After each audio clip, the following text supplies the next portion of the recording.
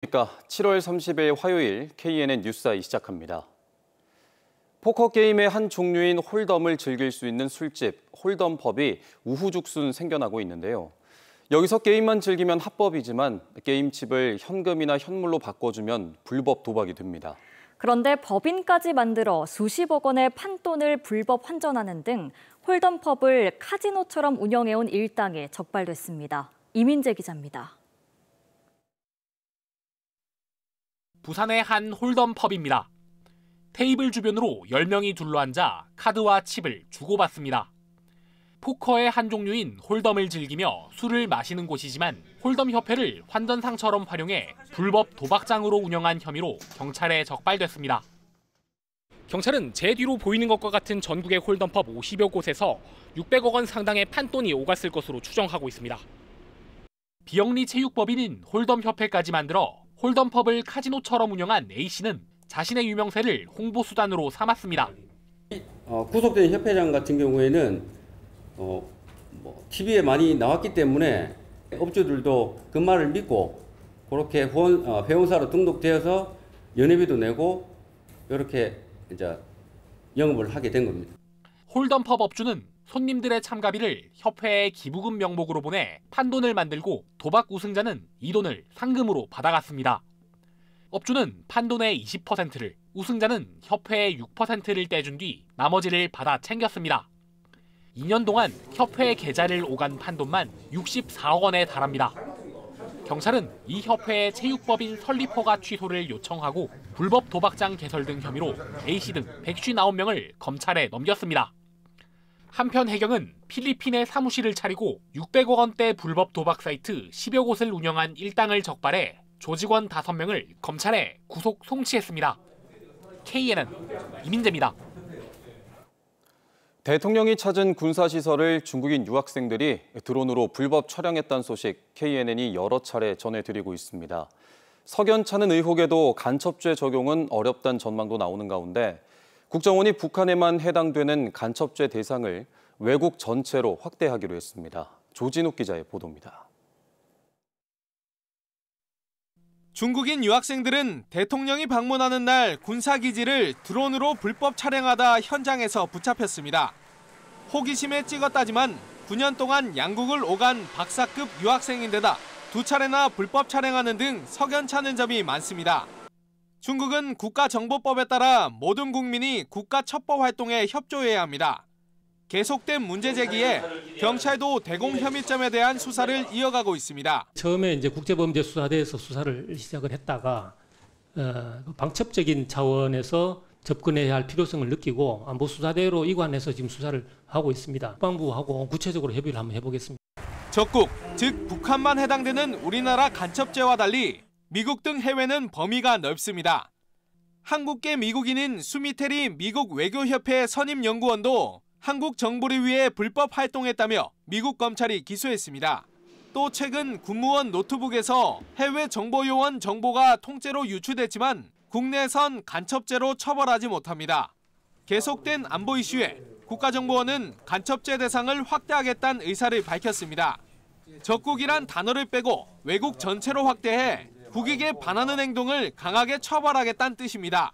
이번 사태를 계기로 해서 국정원에서는 간첩법 개정을 통해서 적국뿐만 아니고 외국에 대해서 이적 행위를 한 행위도 처벌 가능하도록 하겠다고 보고를 했습니다. 간첩법 개정은 지난 국회에서 4건이나 발의됐을 만큼 단골 손님이지만 정권마다 해석이 달라지면서 71년 동안 고쳐지지 못했습니다.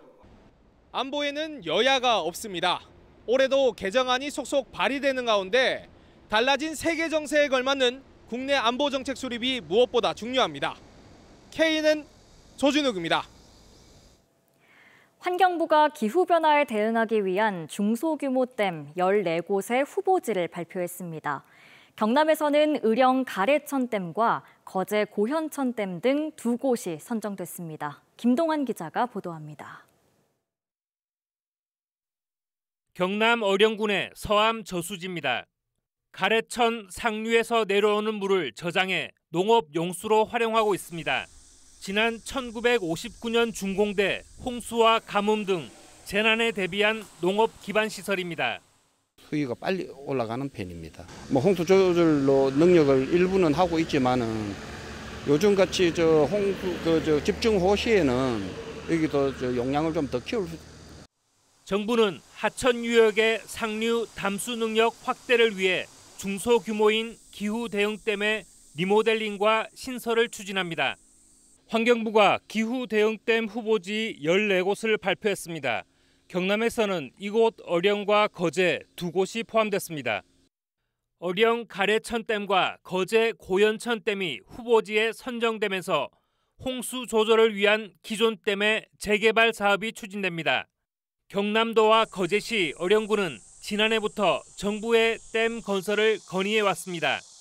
정부는 지역 경제 활성화에 도움이 될 수 있도록 상하수도 등 댐 주변 지역 지원 예산을 대폭 확대할 계획입니다. 지역 의견 수렴을 위한 환경부의 설명회도 다음 달부터 열립니다.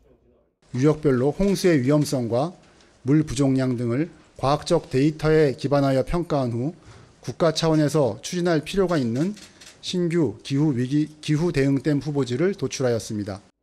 각 댐의 위치와 규모, 용도 등은 기본 구상과 타당성 조사, 기본 계획 수립 등의 후속 절차가 진행된 뒤 확정될 예정입니다.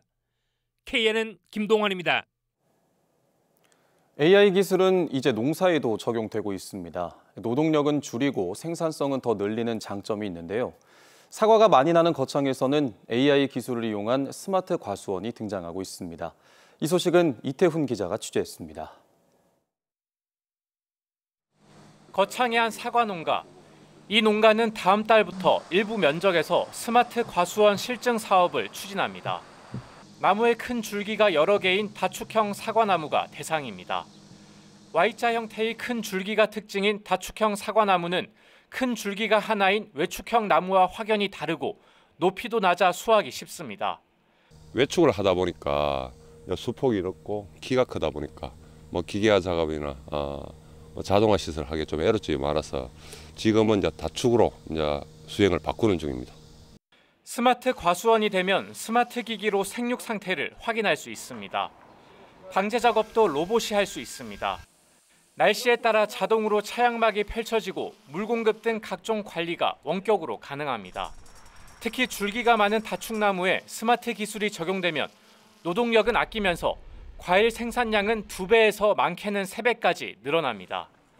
현재 거창의 사과 재배 면적은 1,700헥타르, 이 가운데 다축 재배 면적은 3.5% 수준입니다.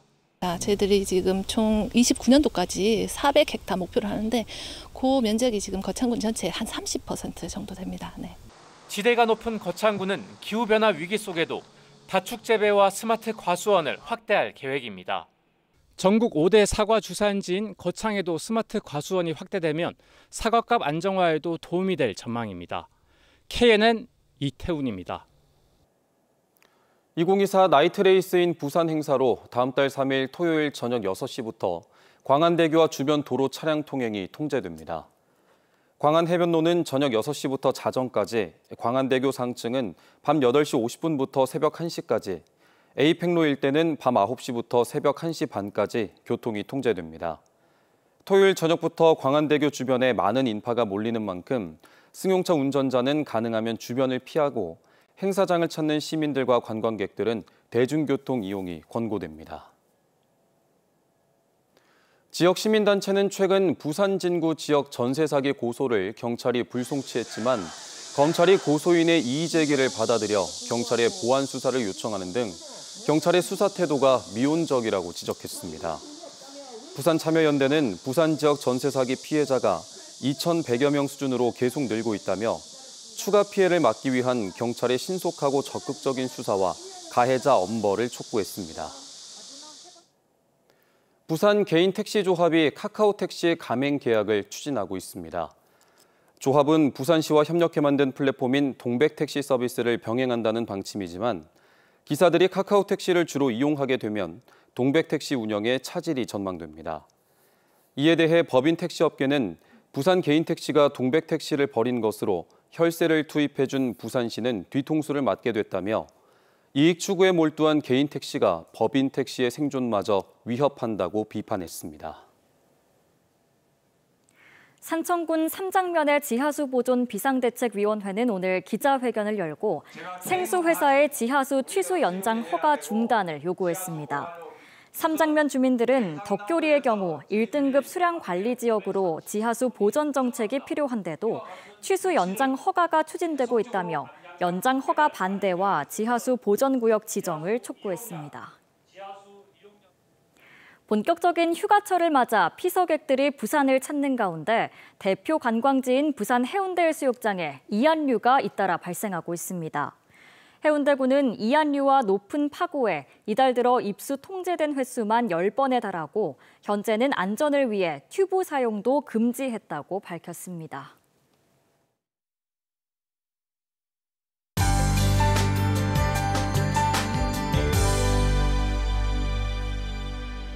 가만히 있어도 땀이 나는 더위가 이어지고 있습니다. 오늘 창원은 낮 최고 기온 37.3도까지 오르며 폭염이 이어졌는데요.